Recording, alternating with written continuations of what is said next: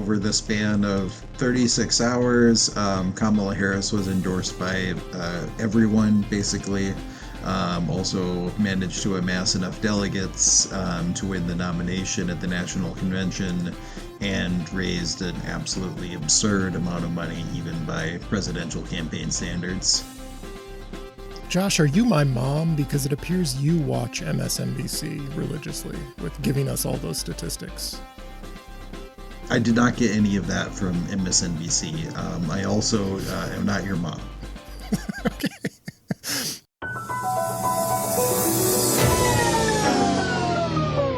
We're rolling. We're rolling.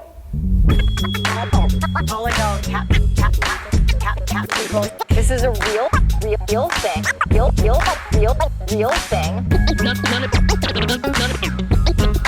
None of you have the balls to stop this. Stop this. I've got plenty of time. I have nothing else going on today. We're in the Wedge neighborhood right now.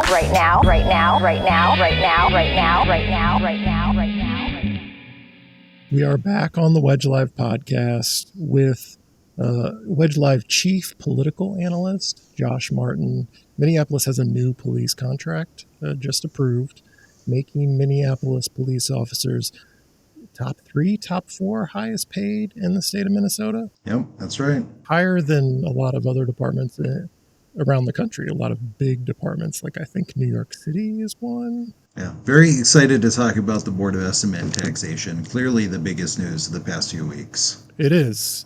We are using the police contract approval as an excuse to get together here today with microphones and cameras and broadcast to you our thoughts about the BET, which is what we really care about. Also, Taylor Dahlin is going to join us to talk about vacant buildings. That'll be fun. Taylor has become a vacant building activist in recent weeks. But let's get into the police contract, Josh. All right. Should we say anything else? Rookies will make more than $90K a year for MPD. Well, so the way this contract has been talked about both in the council, media, and in outside parties is it does have substantial pay increases for police officers. The theory being that will help with recruitment and retention. Can argue over to what extent that's true, but that's the argument there. And then that'll therefore help us with replenishing the depleted ranks of MPD.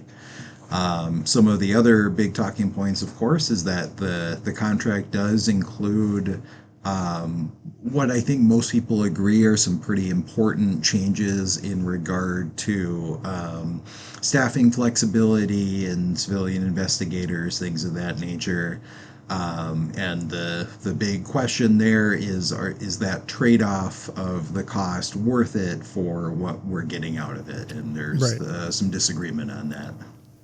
Yeah, so the way it has been phrased by some council members is we're trading historic pay increases for some temporary gains when it comes to the staffing flexibility and the ability to hire civilian investigators. Who knew the union could stop you from hiring civilian investigators? I don't know. Most people probably don't realize that. Like if the city wanted to hire in their police department, people would just like review camera footage, stuff like that, where you don't have to go out into the field with a gun, risking your life to deal with dangerous situations.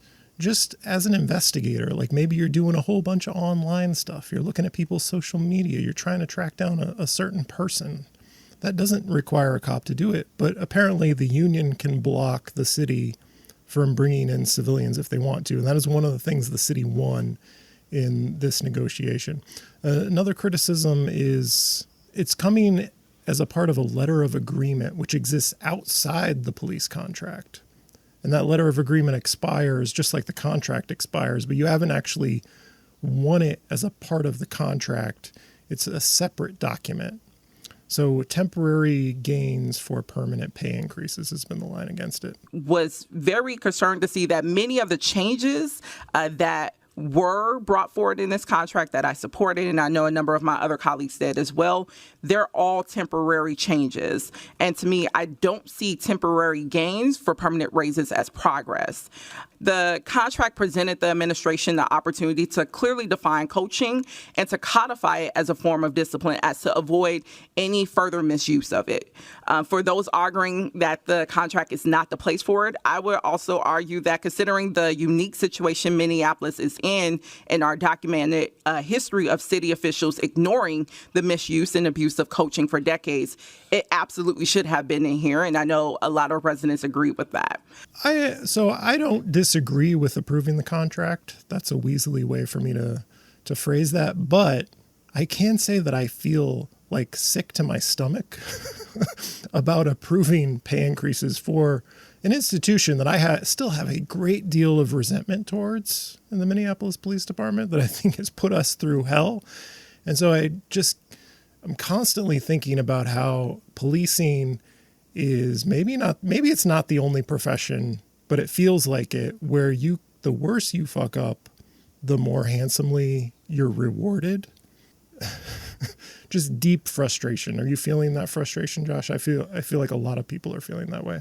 Yeah, I certainly feel that frustration as well. I myself submitted some written comments where I did kind of with deep reservations express my support for the contract, and in that I expressed some pretty strong criticism of MPD and how not enough has changed since the brutal police department that murdered George Floyd and led to our city being on fire. But I think I was in a similar place where a lot of the council members may be, is that I think it's unfortunately the best contract we're going to get. So if my understanding is that if the council didn't agree to this, it would have gone to arbitration. It seems very possible if that happened, we would lose some of the reforms that we negotiated in the contract, and there's no guarantee that we would have any better an outcome on the economic side. Yeah, the way Jeremiah Ellison phrased it is he was characterizing something he'd heard from an ex-council member, the best contract that we've had in decades. And Ellison was not disagreeing with that, but he still voted no. I was talking to a former council member recently, and they agreed that this is probably one of the better conditions that the contract has been in front of a council in decades. And unfortunately, no fault to our staff, I think that the bar that we set out to clear was incredibly low. We heard from a former MPD officer during testimony who was in favor of the contract say that one of the mistakes the city's made historically was to give over managerial authority to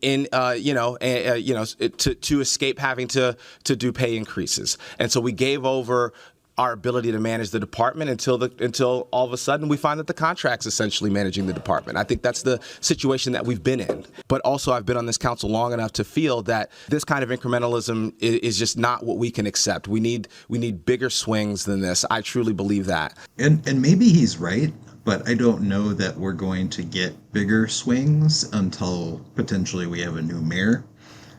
Because while the council has the power to approve or reject the contract, they don't control the people that are negotiating terms for the contract. They all report to the mayor. Yeah, it doesn't work how you would think a negotiation, like the council's role is really difficult to wedge into a negotiation process because the union has already approved it. Like there's an agreement between the mayor's administration and the union. And the council just gets to say yes or no to that agreement. Right. And if the council says no, then it throws everything up in the air again. And it doesn't lend itself to the council playing a meaningful role. And if the council threatens to hold it up, like happened in this process because there were concerns about how to pay for it, that's the thing. The biggest concern here, the biggest hang up seemed to be, despite what the mayor's friends said about our DSA-aligned city council, was how do we pay for it? And are we going to gut the public safety programs we approved last year, we being the council, or are we going to find some other way, which appears to be the convention center rehab budget is where they found the extra money to do it. Yeah, and even several of the council members who were supportive of the contract were not a fan of the mayor's proposal to pay for it by cutting all of the funds for, or I shouldn't say all, but a very substantial portion of the funds for non-police alternatives that the council had just supported in this last budget negotiation. And they worked very hard and found another solution, which they did pass on a fairly narrow vote, one that is not veto proof. So it'll be interesting to see how Mayor Fry reacts to that. I mean, he's getting what he wanted. I think everyone calling for people to come together and have a united front on public safety should maybe welcome the fact that you got your police contract approved, and all the council was asking in return, the majority, the 8-4 vote, is that you not cut public safety programs that are their priority. It seems like a totally reasonable thing to be asking, so I would hope nobody's going to veto that. I think the budget resolution vote was actually 7-5. The contract was 8-4, and the budget resolution vote was 7-5 because Koski voted against that. Okay. The city has a big budget. Find the $6 million somewhere. What we're paying for here is raises for MPD. It's been a little bit of a bait and switch to say we can't afford these programs that were approved last year. If you think the MPD contract is as much of a priority as you say it is, you can find the money to pay for it. And it shouldn't be at the expense of other public safety programs. Well, and it's also interesting given like Mayor Fry's public messaging has been both and for so long. Right. I guess I'm a little confused on where the both and the and is going, since this is now like the third or fourth time he's tried to use like all of the public safety money to pay for police raises. I think what he meant by that is we're going to both give MPD historic 21% pay raises, and we're going to pay for it by gutting the and. There you go. That's what he meant by both and, I think. So there's been backlash. I don't know about you, Josh, but I live entirely on the social media platform that used to be known as Twitter. Right. And so I felt bad for Council President Payne, Cashman, and Chowdhury. Not that I saw a ton of this, but like I posted some clips of them speaking on it. They got some backlash. People are just very upset with them, that people feel betrayed. So they've been on the receiving end of some mean tweets. And as everyone knows, that's the worst thing you can do to a public official is a mean tweet. I think there was consensus, even among progressives who didn't vote for it, that like management needed to have responsibility to implement policy. Like reform doesn't really belong. Policy reform doesn't really belong in the contract because you don't want to surrender that power to a piece of paper. You always want your chief and your mayor to have some authority there. I feel like everyone agreed to that. Am I right? I think that's right. From what I recall, most of the council members were not so much criticizing the provisions of the contract itself. They weren't saying that these changes that the city had fought for were bad. They were just saying that they weren't enough. Right. And also, I feel like an acknowledgement that staffing for MPD, we have a police department, and we're going to. It's required in the charter. And it's not currently staffed to do all the things that we're asking it to do. Some agreement there. Maybe I'm reading too much into it, but I feel like there's some consensus there. Do you think so? I think so, yes. More comments from Ellison, who I quote because I feel like he is... If I was going to have somebody be my lawyer, any council member defend me in court, it would be Jeremiah Ellison because he makes the best arguments. So that's why I'm continually going back to his words. The police contract has historically been whatever it is you need politically. Certainly been true in my time in office, has been that the contract has been this space, this political battleground, quite frankly, that says that, whatever it is that you need as a community, we can do it in the contract. So a couple of years ago, it was, hey, look, reforms, the blocks of reforms of the contract, right? And when we sort of reached a point where people started demanding that, it was all of a sudden, actually, this isn't the appropriate pathway. There's other ways that we can do this. There's other ways that we have done this. Right now, I'm hearing this correlation between the terms of this contract and staffing, the terms of this contract and morale, the terms of this contract and the reputation of the department. And if this contract passes, and if and when staffing is not resolved by the contract, I'm sort of curious to know what will be sort of the next frontier, what will be the next sort of Schrodinger's contract that we will debate, that it will solve, that it ultimately does not solve. I think that there are problems that the Minneapolis Police Department has that go beyond pay. People are looking, I imagine police officers are looking like anyone else about their long-term career. And if working for a damaged, nationally decried police department might not be the best choice for your long-term career compared to a police department that doesn't have those problems. And getting paid a little bit more might be worth it, it might not. So we'll see how this goes. I think it'll help. I think people generally like getting paid more money than not. Right. But I don't think it's going to be a silver bullet and we'll solve the MPD staffing issues. There's this factoid that I saw in one of the articles about this, that like a quarter of I don't know if it was a quarter or a third, something like that, are going to be eligible for retirement in the coming years, a quarter of MPD officers. And I am continually frustrated that there's no like public analysis. Maybe they have done this analysis, but I don't have confidence because for the longest time they weren't, and maybe they still aren't doing exit interviews to a satisfactory degree. But like, what is the demographic profile of an officer who left? We've heard so much about the 300 or so officers who've left.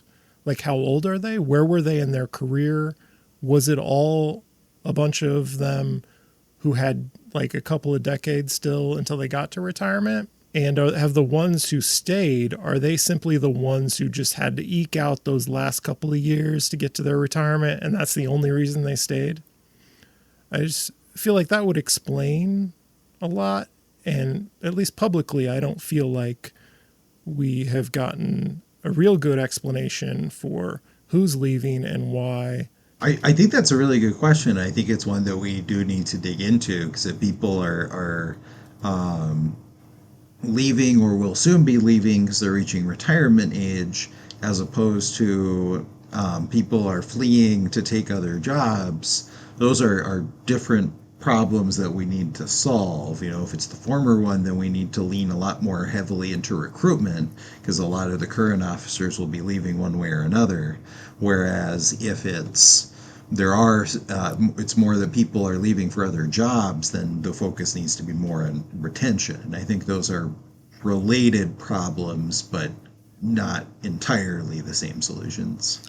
And when they throw out stats like a quarter of the officers are eligible for retirement in the next few years, like, did the exodus cause the average age or average tenure of a Minneapolis cop? Did the exodus cause that to go way up? Like, are we losing just a ton of younger officers who couldn't imagine sticking around for 10, 15, 20 more years? I don't know.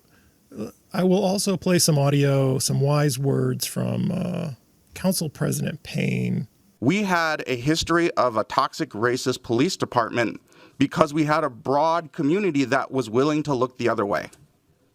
We need a majority of voters in this city to start paying attention. We need a majority of voters in the city to start having a more sophisticated conversation, and not just to boil it down to pro or anti-police. This is not about that. This is about people living in a city where you can thrive, that is just, and where we have joy. Joy's been stolen from us, for a lot of us, especially those of us who carry marginalized identity. A more sophisticated conversation. We need a majority of voters in this city to start paying attention, to start having a more sophisticated conversation and not just boil it down to pro or anti-police. I feel that so deeply every time I read the All of Minneapolis newsletter and hear about our DSA-aligned city council's determination to plunge this city into chaos by abolishing the police, which hasn't happened. It looks like your DSA-aligned city council voted for historic pay raises. Another thing I noticed from Payne and Chowdhury specifically was calling, it's like, this is a paraphrase, but you got your pay increases. Now we need some accountability for the people who bring accountability to the police, the mayor and the chief. There's been a 180 shift in how this administration talks about the role of the union as it relates to reform. The reality is that management has always had the authority to reform this department. They either just chose not to do it or just were not able to do it because they just were not dedicated to seeing that kind of change. And so we need to hold this administration accountable.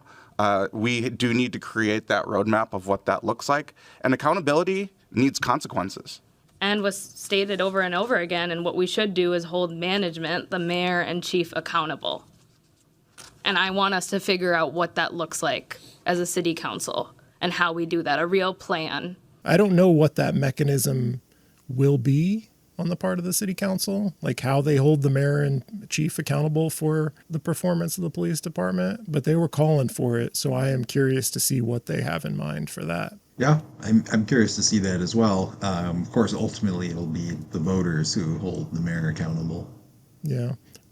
I'm feeling more and more like the chief is disposable. Every time I hear either the chief or like Rainville say, like, it's on you, chief, to bring us these reforms. Like, I understand what they mean. I'm not trying to be obtuse about it, but police chiefs are so disposable. We would hear all the time from Arredondo about how, like, police chiefs have a shelf life. It's like 4 or 5 years is the average, and they're gone.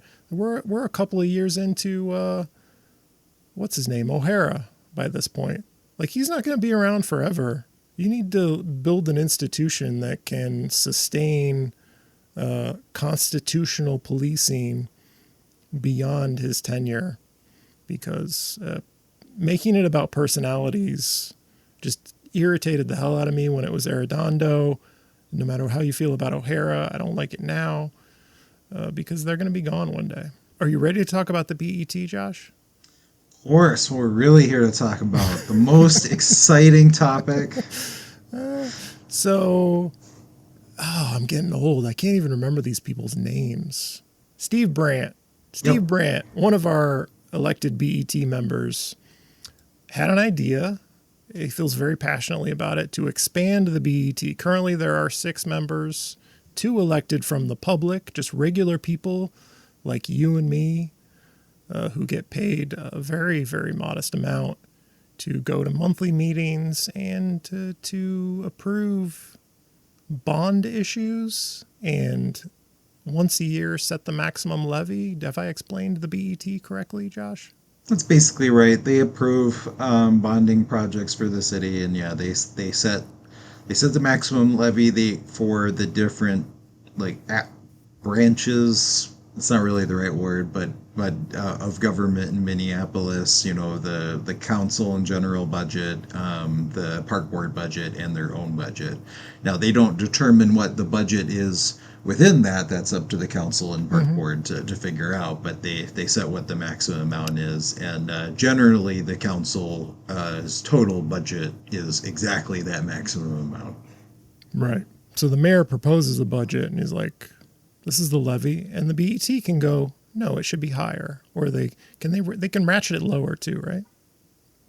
They can go lower. They can approve what the mayor proposes. They can also go lower or higher. I don't think they ever have gone higher, but they could. They could if you elected some radical DSA aligned BET would totally take the maximum levy higher.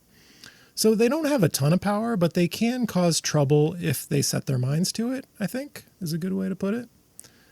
And Steve Brandt, because this body has 6 members, he's like, well, we've had a couple of tie votes or near tie votes on some consequential things, like how to save the city money on our, like taking out loans at a certain interest rate, basically not loans, but you get the point.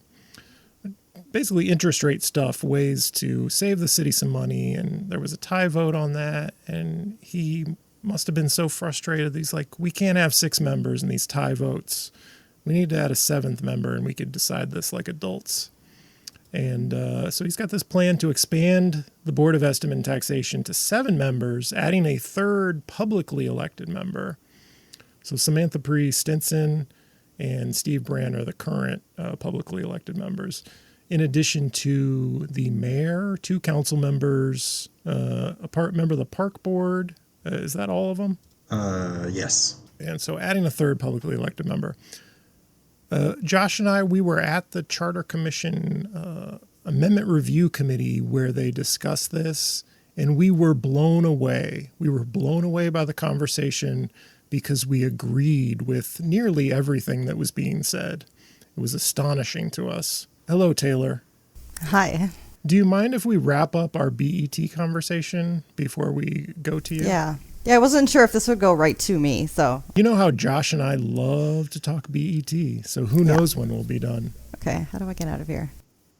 You can mute. You can mute and watch. Do you want to watch? You perfect. watch and listen. Yeah, I'll learn something here. So exciting for you to hear this before it airs to the general public. We were in agreement with nearly everything that was being said by these charter commissioners who I personally have a burning hatred for. Not really, but they piss me off a lot.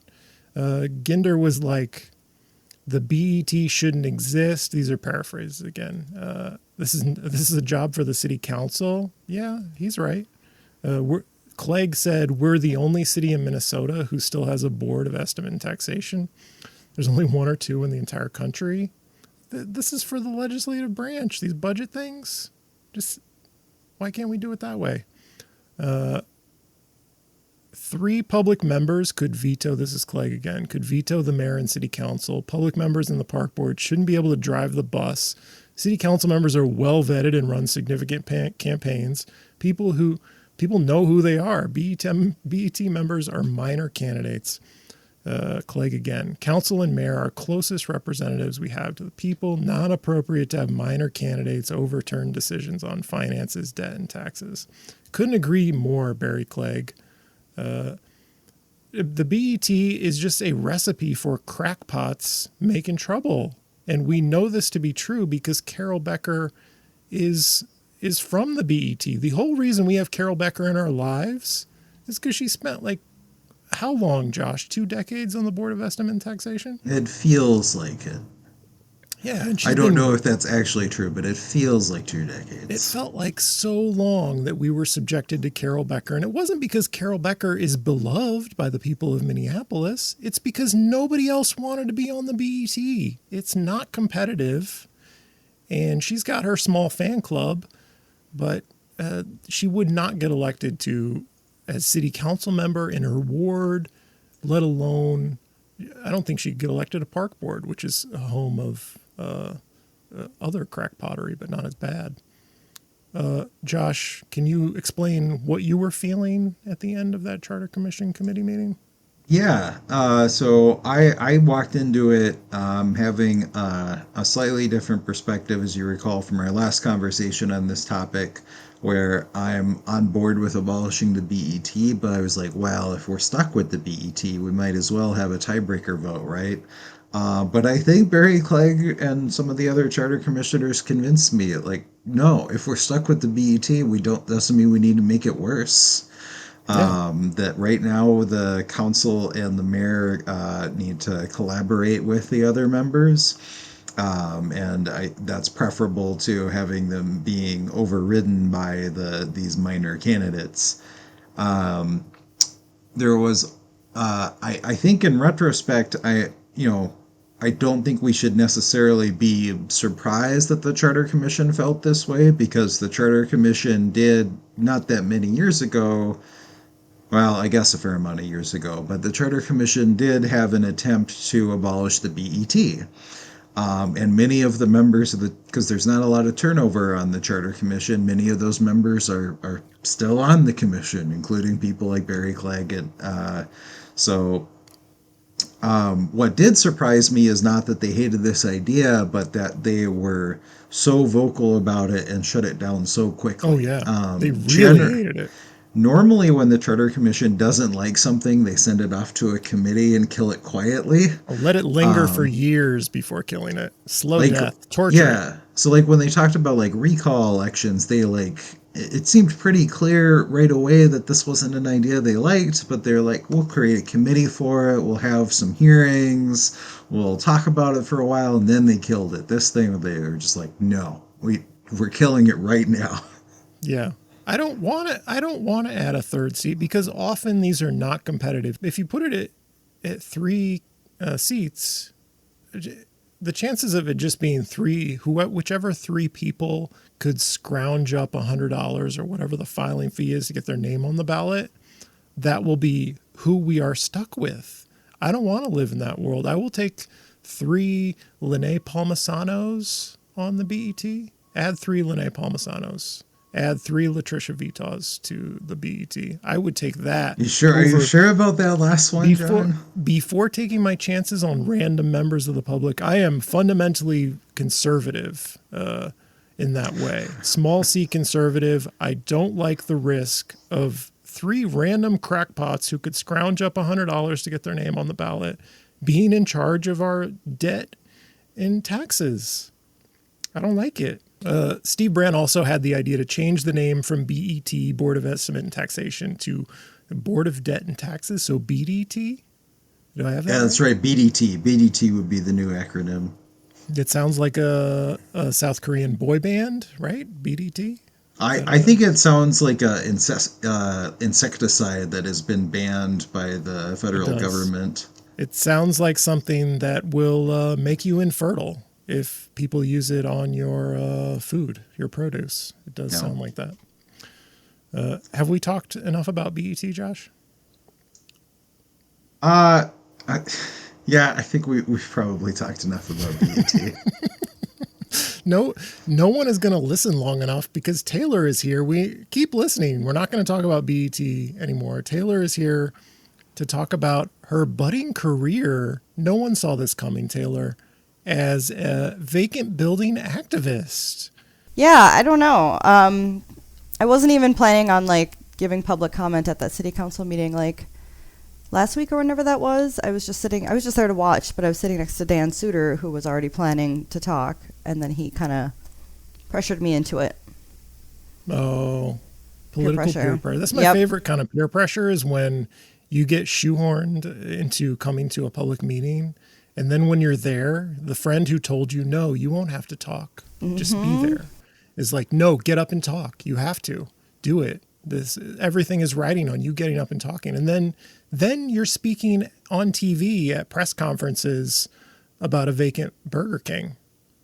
At a vacant Burger King. Yeah. Out of it. So my question here is, when you got the direct message asking to meet us at the vacant Burger King for a press conference, did you think it was a trap?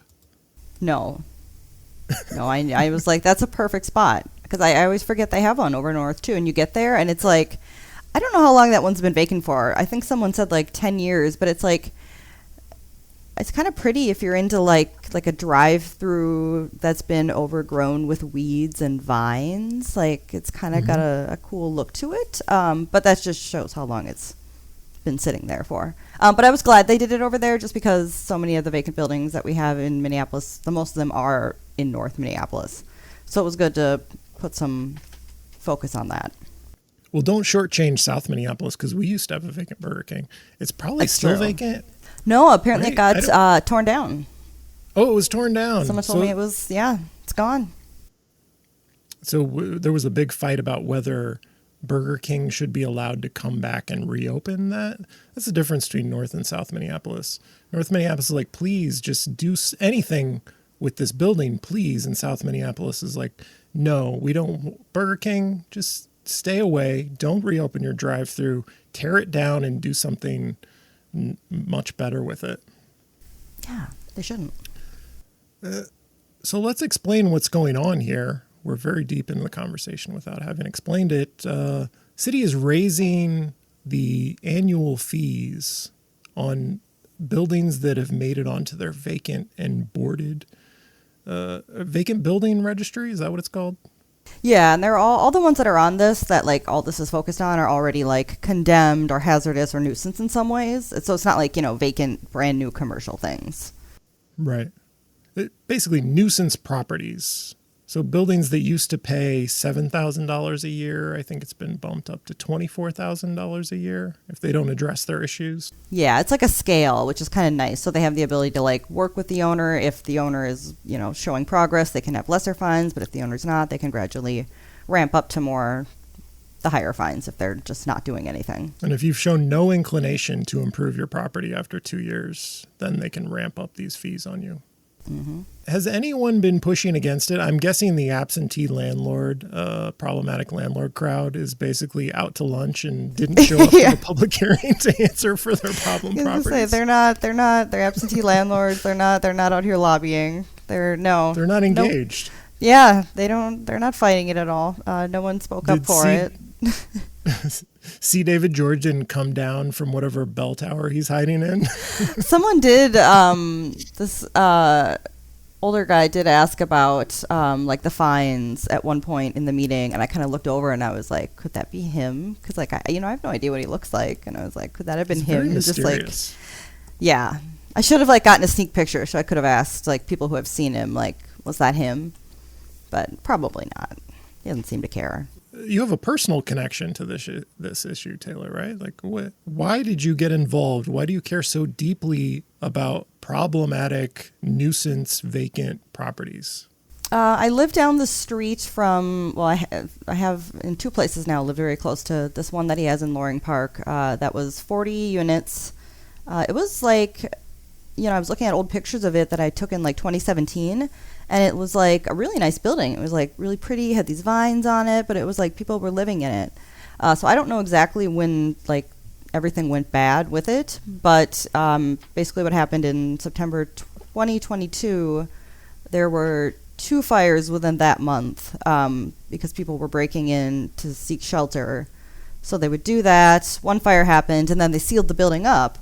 And my fear when that happened, because they didn't seal it well enough. And so my fear when that happened was there was going to be another fire, and all these different methods of egress were blocked off. And so people were going to be like trapped in this burning building. And there was another fire very shortly after the first one, and someone did get hurt. They were jumping out of like the second floor to get out of the fire. So after that, it's like very like steel, like no one's getting in or out ever since then. But so then I just started like digging into like who owns this building, what's the deal, and finding that he has like 5 or 6 other buildings just like this across the city that are, in various stages of condemned, vacant, that he's just neglecting. And, just the dangers of it. And, coupled with, it's the thing with tied into like, how we're sweeping encampments and people have nowhere to go. So they go to these buildings, and tied into like affordable housing, because like these buildings, they kind of bug me because they're all like 100 years old, which are typically cheaper than compared to new things, and he's just letting them rot. So it's just like, I feel like it ties into a lot of different issues that are happening in the city. I feel like he must have had a mental break at some point. Either he got too old to manage his affairs correctly, because you're right, it's not like these were near to falling down buildings.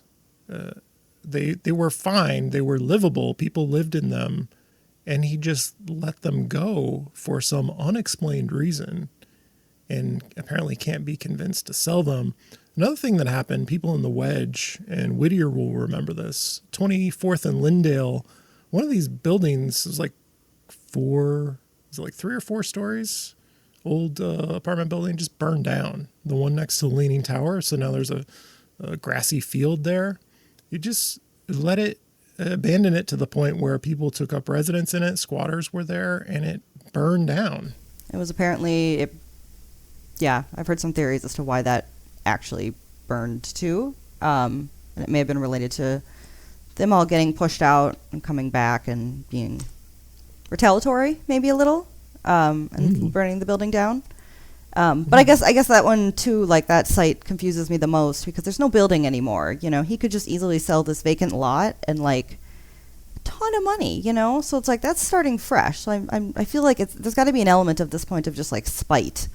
You know, like he just won't be forced into doing anything, and he's gonna do whatever he wants. How much more is this going to keep happening? Because I think you were on to the C. David George story before that one burned down. I think the Loring Park fire happened, and you were digging into it and making noise about it. And I had even gotten an email from a person who lived next door to the 24th and Lindale building. They're like, something bad is going to happen. And I feel bad that I didn't do anything with that information. Like I didn't raise hell about it because people who live near it were predicting before it happened, something bad is going to happen here. And I don't know if raising the fees from $7,000 to $24,000 a year necessarily prevents that kind of thing from happening, but I hope so. Wansley said it's like, this is just like the first of several different things they're working on in regards to vacant buildings. So hopefully there's a lot more tools coming that'll actually do something about it all. Or like, you know, provide further. Because I do think this helps, but like, you know, the more the better. Did anything come up at the press conference that is maybe outside of your particular area of concern that you thought was interesting? You were there as a dual participant, activist and journalist covering the press conference because you play all roles. Yeah, it was helpful to hear just from people, the people over north that on this issue. Because, like, you know, obviously I know what's going on in this downtown area. And I, you know, from talking to Dan Suter, you know, we were at the previous one, I know kind of an idea what he's dealing with a single family home. So it was kind of nice that they also had, like, you know, Dan said to me afterwards, they kind of had like every spectrum represented. It was like single family homes, multifamily homes. And then there were several people who spoke from north who kind of represented the commercial aspect of this. So that was helpful too. We just had like a full spectrum. Yeah, I don't know. I think I learned, it sounded like Councilmember Ellison said something after about that eventually the buildings can be like taken if they're just not, I don't know. I need to like research more, but I thought there was something. We need to speed that up. I agree. Like, because it's like you're just letting them decay in the meantime. Like Dan talked about the building on his block it's just going to have to be demolished because like squirrels are going in and out of it. Like it gets to the point where you can predict something bad is going to happen. It's coming. It's going to happen soon. Something bad is going to happen. And like the city has no power to step in and say, okay, it's ours now. You made it too obvious that this was going to be a hazard to the public, to health and safety, and we need to take this away from you. I was thinking we could turn this into a national politics podcast here at the end because there's so much going on. Our elderly, semi-coherent president dropped out, and he did the heroic thing. He gave up power like General George Washington, President George Washington. That's what everyone's saying on MSNBC. Oh. And Kamala Harris is now going to be the Democratic nominee. Have you heard? I have heard. Josh, have you also heard? Yes, I have also heard. Over the span of 36 hours, Kamala Harris was endorsed by everyone, basically. Also managed to amass enough delegates to win the nomination at the National Convention and raised an absolutely absurd amount of money, even by presidential campaign standards. Josh, are you my mom? Because it appears you watch MSNBC religiously with giving us all those statistics. I did not get any of that from MSNBC. I also am not your mom. Okay. Josh Martin, not my mom. Can we get Taylor, how are you feeling about the national politics now? Are you excited about Kamala? More so than Joe Biden. Yeah. That was really just like watching that happen. It was just like a slow decline. So yeah, I'm impressed that he actually like stepped down. I did not think it was going to happen. I honestly try not to pay attention too much to national.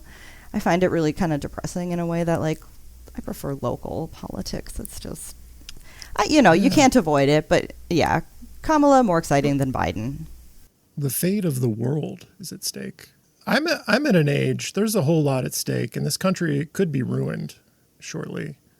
And I'm at an age where I have medicine that I take that is very expensive that keeps me alive. I don't know if you know that about me, but like I depend on the provision of affordable health care to stay alive because I had a blood clot earlier this year and I was hospitalized. So I'm feeling like 99% of my life, I have been able to live without any kind of medication. And now I'm at a crossroads here where I am kept alive because I can afford this healthcare. And I'm feeling very vulnerable. I'm at a vulnerable point in my life. And so I'm saying this election is about me, keeping me alive. And I'm encouraging everyone to work as hard as they can this election year to keep me alive. There is so much at stake. And most importantly, my life is at stake, I feel. Maybe not quite, but like, are either of you feeling like you've reached an age where, I don't exactly know how old either of you are, but like, I don't know, I'm getting sappy and emotional, and it's because my life is at stake here. Yeah, same. 37. I'm 37. I think we're all probably around the same age. Yeah, healthcare stuff suddenly just became very like real to me, and yeah. And then with the election looming, it's just like, oh, I can't. Wow. Yeah.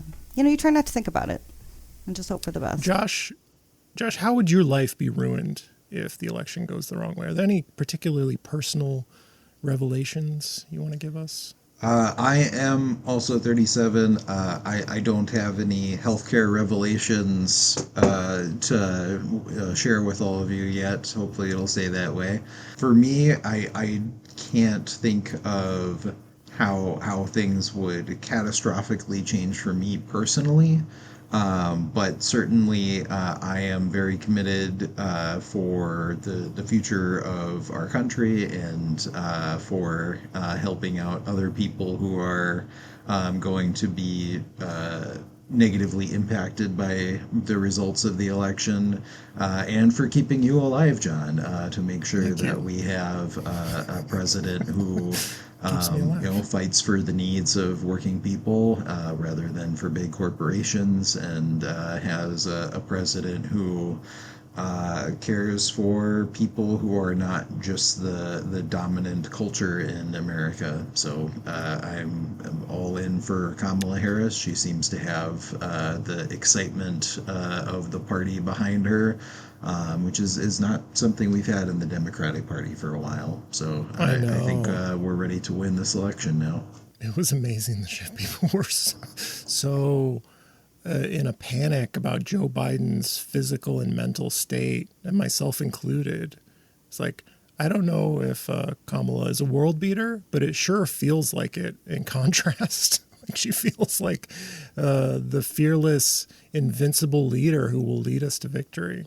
I was watching, so specific to the interests of this podcast, I was watching, what's that guy's name who does the City Nerd, Ray. He was doing something on Project 2025, which I was surprised to see because he's got like an urbanist focused YouTube channel. Like, how could he connect that to Project 2025? And I was shocked to learn like there's like single family home defense. Like they're going to take action against local governments who don't protect single family homes. What else were they going to do that I saw in that? Just a whole bunch of terrible transportation stuff. Like whatever your biggest fear in life is, you look at Project 2025 and it's in there. I don't care what your interests are politically. It's in there. It's going to destroy it. So I guess put in a plug for people researching Project 2025, which a lot of people are. Were you both thrown for a loop that I forced you to talk about national politics? Yeah, without even bringing in like some kind of like local context. Like, will it be Walz as VP? We got to have the local angle, John. Yeah. So, Josh, I got that picture you took of a TV that it was MSNBC, And I posted that. It was very popular of Tim Walz, except it's not Tim Walz. It's a photo of some random white Republican from Florida whose name is Waltz. Correct. TZ. The mainstream media doesn't know what our governor looks like. Not a good sign. Do either of you have recommendations for listeners? What are you enjoying aside from vacant building activism lately, Taylor? What are you taking solace in? I've just been I was kind of trying to, like, on Google Photos, you can, like, track on a map where your photos are. So I was like, I'm going to try to walk, like, all these different areas. So I'm trying to, like, walk various neighborhoods and take a lot of photos. Or that's what I was doing for a while. So that was fun. It was like a little project, like, go down the street. So I've done a lot around me and kind of, like, downtown surrounding neighborhoods. So that's my recommendation. Take some walks, take some photos. Yeah. Just go outside. That's probably what I said last time I was on here, but I mean, it hasn't changed. I agree that people underestimate the therapeutic value of moving your body in the outdoors. Just get some fresh air.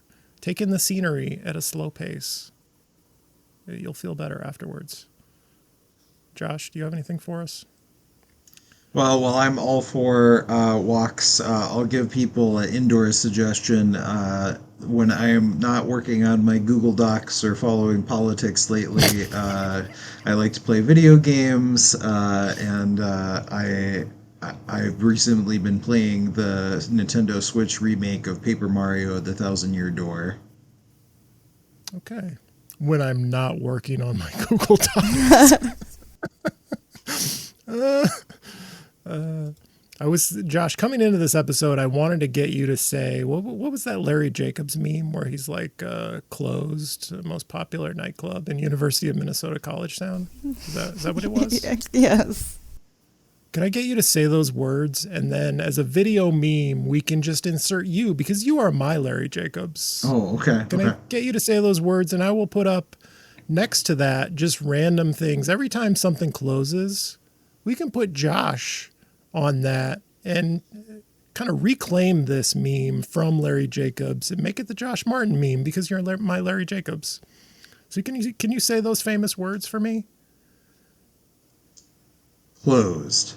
Most popular nightclub in a University of Minnesota college town. Give me another take. Let's do one more take.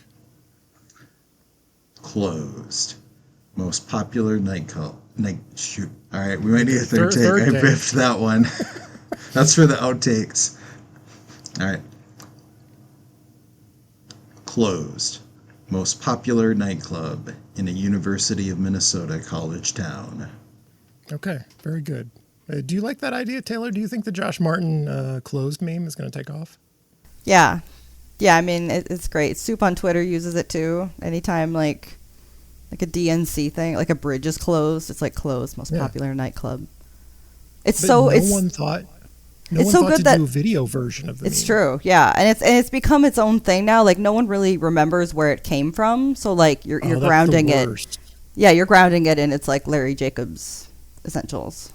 Yeah, because more and more people are asking, I don't know if it was on Reddit or somewhere else, people ask, like, where did that even come from? Why do people say that? We're bringing new people into local politics every day who don't understand our historic memes. It's true. It's a good way to end the episode. Thank you, Josh Martin, my Larry Jacobs, Wedge Live political analyst. Thank you, Taylor Dahlin, a vacant building activist who's taking this city back from absentee landlords all by herself. This has been the Wedge Live podcast. I'm your host, John Edwards. Thank you for listening.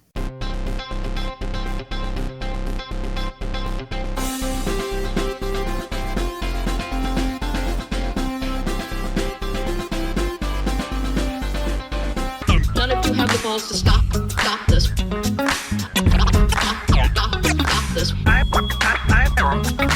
I've got plenty of time. I have nothing else going on today. We're in the Wedge neighborhood right now, right now, right now, right now, right now, right now, right now, right now, right now.